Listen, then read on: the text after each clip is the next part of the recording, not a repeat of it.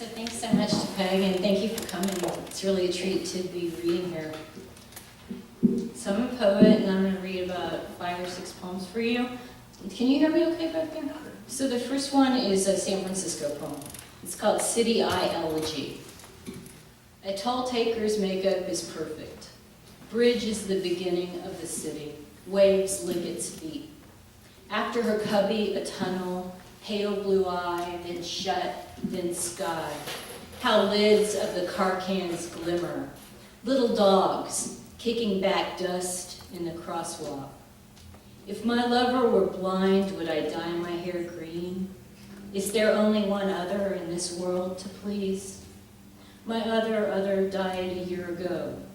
Since then, the long fringe on a very long shawl. Or is it a tunnel, or is it a well? My mind digs toward his painless heaven. Cities thick with garments, ties making their men disciplined, wingtips keeping their feet on the ground. Riding while driving, I have to be short all the time.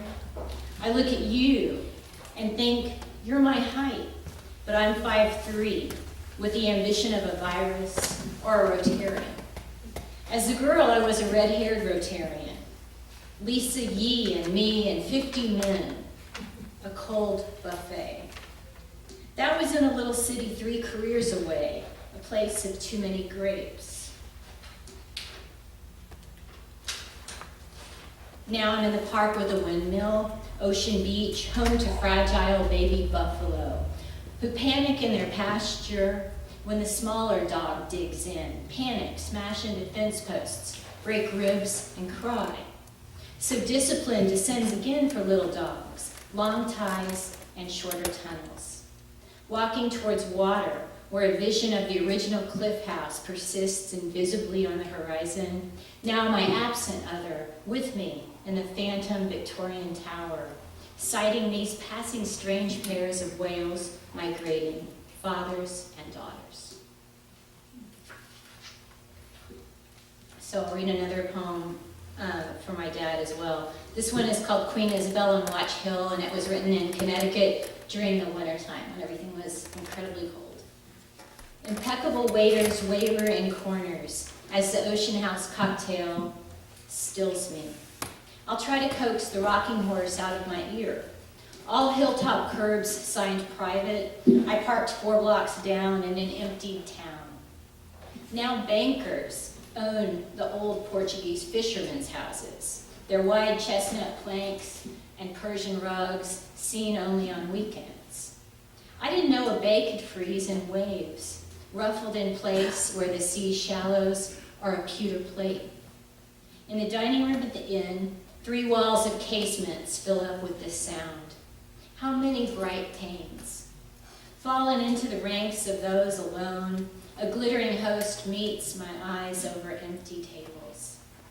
My love of loves is less than a ghost, speaks to me not from the next room or in dream. Holy memory, give me a crust, rich soup of his voice or light of his face on the glass, and I'll sell all my jewels to feed us, poor believers. So this poem is set in an art gallery that's in the Hess Collection property in Napa. It's kind of a cool art gallery. If you haven't been there, you might check it out. It's free. It's right next to the tasting room. And so the poem is called Explanation. So long, so be it. So be it long and vague, even dazzling in its vagueness.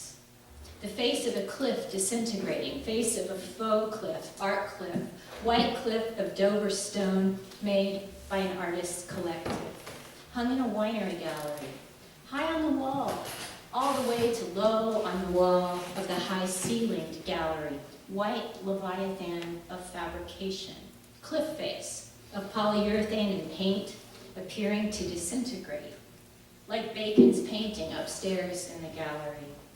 Vicious blur in an armchair. No, you cannot drink here. I would go on, but the alarm does not allow.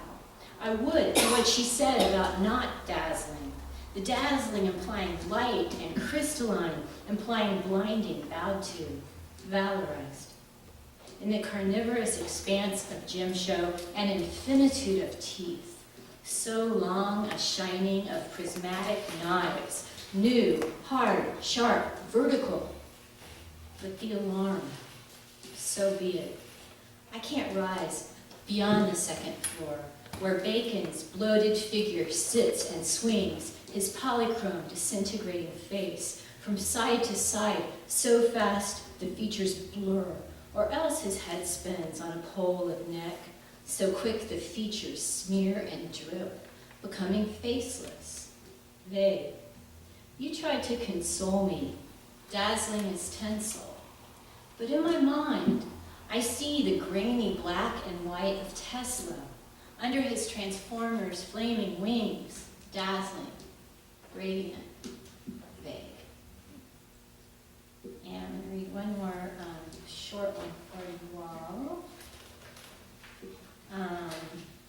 It's called Colorado Flats. Yesterday we passed a wolf who lives outside a rental in Glen Haven, faded gray, lanky as a pole. Imagine a pack of him chasing you over snow. Broke folks sure keep tough animals. On the road to Marble, a rock invisible in sunset sacrificed 2 tires. The guy who came for us in the wrecker brought a pit without a collar, laid his head in my lap as Travis drove us up and down the pass at speeds a rabid man would choose, too pumped to hold what he has to lose. The lab rode the wrecker's bed in the trashed sedan, glaucous and confused, his eyes on ours, as we stepped away into the cab, wondering whether we should ask him to slow down, this blonde kid we were paying. You in the front seat, me in back, puzzling if we'd make it till supper. It was the second Father's Day without our father. Changed by the diving sun, the air turned uncomfortable in color. Who knows what? Fatherlessness drove our driver. The universe has a horizon beyond which we cannot see. Thank you very much.